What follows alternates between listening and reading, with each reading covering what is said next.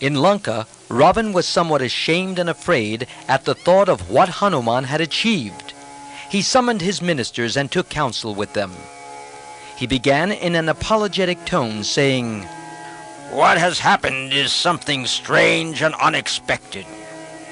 No one has till now been known to enter our city.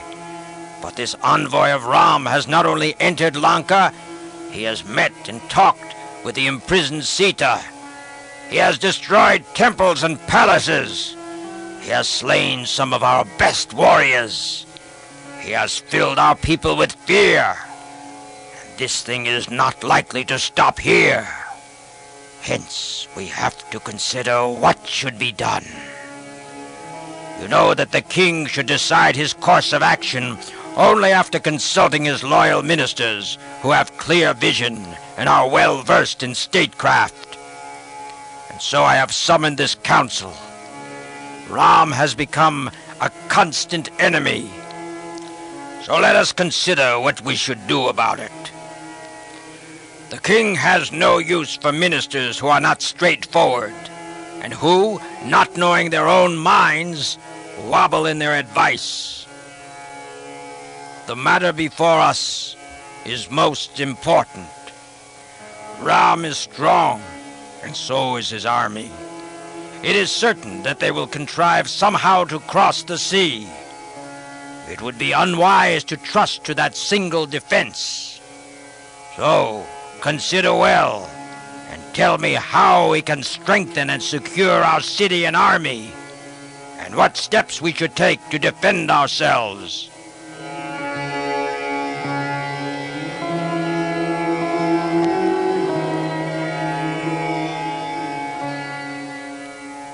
After listening to the king, the members of the assembly said, "Great king, knowing well that our army and our weapons are the strongest in the world, why should you be anxious?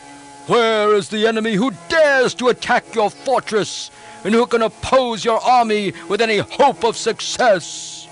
The world knows your might. Did you not invade the city of Bhagavati and defeat the Naga king? Did you not attack the powerful demigod Kubera and defeat him and his yakshas and capture his aerial chariot as well as this island of Lanka?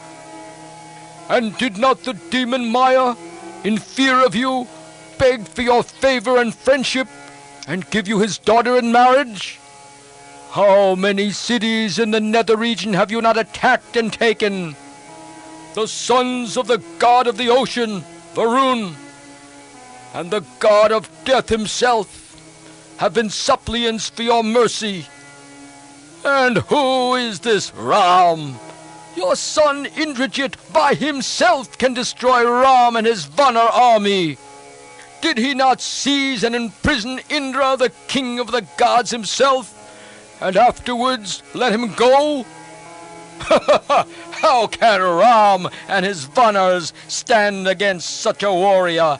You have only to bid Indrajit to destroy this monkey horde, and all will be over. So why should you, great king, be anxious?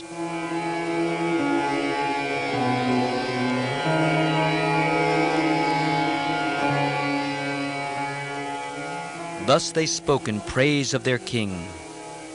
The commander-in-chief, Prahasta, rose like a great black cloud and said, "You who subdued in battle the demons and the demigods and the celestials, why should you, O King of Kings, feel anxious because of these little creatures?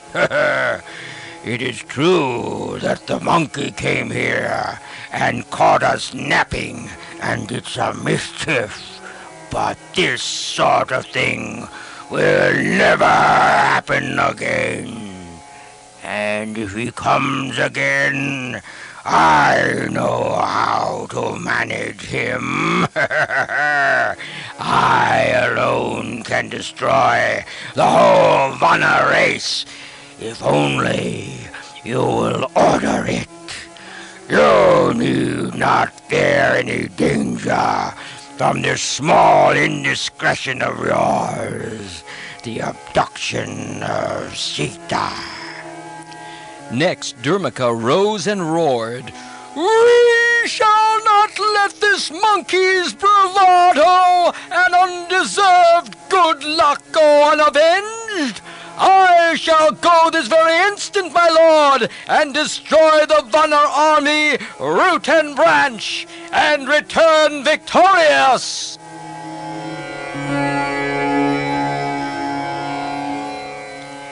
Vajradamstra stood with a terrible iron club in his hand and cried, "Here is my weapon unwashed, and still covered with the blood and flesh of my foes. Why waste your time talking about this monkey? Are not Ram and Lakshman our enemies? I shall slay them first, and then destroy the Vanar army, and return immediately. Only let me go. I have some advice to give you, King, if you would listen. Let us order some Rakshasa warriors to put on human form and approach Ram, telling him, 'Your brother Bharat has sent us in advance. A great army is coming behind to help you.' While Ram is thus fooled into negligence, our Rakshasa army can travel through the sky and destroy him and his followers on the other shore. This, my king, is my advice."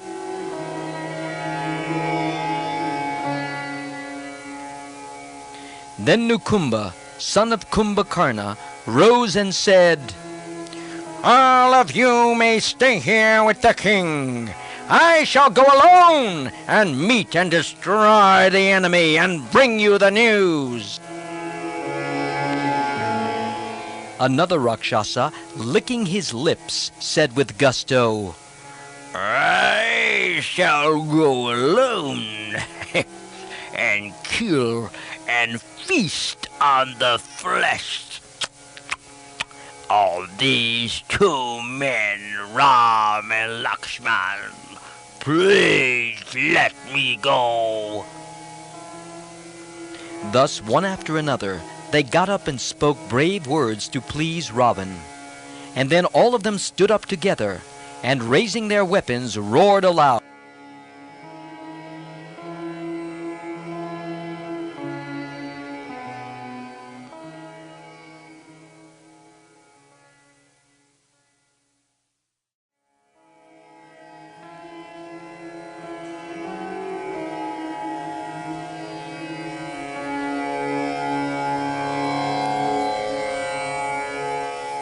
At that, Vibhishan, the younger brother of Ravan, made them all sit down, and said to the king with folded hands, "Brother, what these people say is sweet to hear, but not true or good to act upon.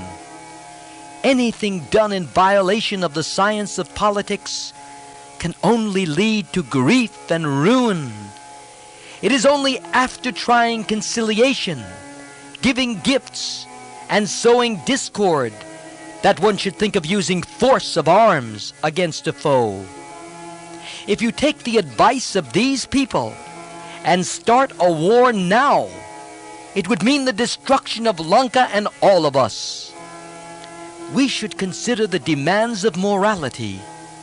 It was not right, it was indeed a great sin for you to have seized and brought Ram's wife here.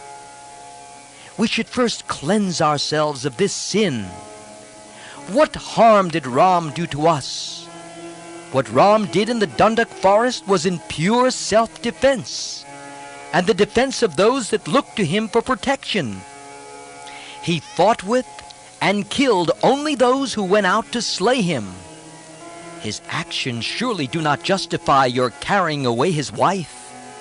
And even if we had any just complaint against him, we should have met him in battle.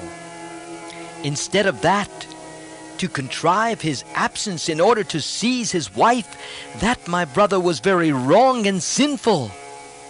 when the fault is on your side, it is morally not right that we should think of battle. Further, warcraft requires that before fighting, we should take some measure of Ram's strength and that of his army. We have had some taste of Hanuman's strength and skill, so it is pointless to talk lightly of him. Did he not do remarkable things? Though our own strength may be great, we should weigh it against the enemy's strength and then decide whether we should seek war or avoid it. But first, it is essential that we should restore Sita. My advice is this: before Ram and the Vanars attack Lanka, let us restore Sita. Oh, my dear brother, I am saying all this for your good. So please do not be angry with me. We should first set right our own fault and then think of other things.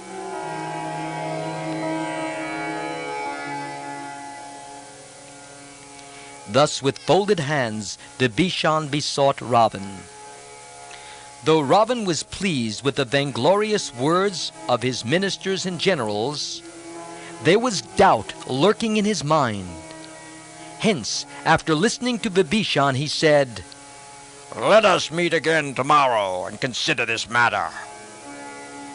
He adjourned the council and retired.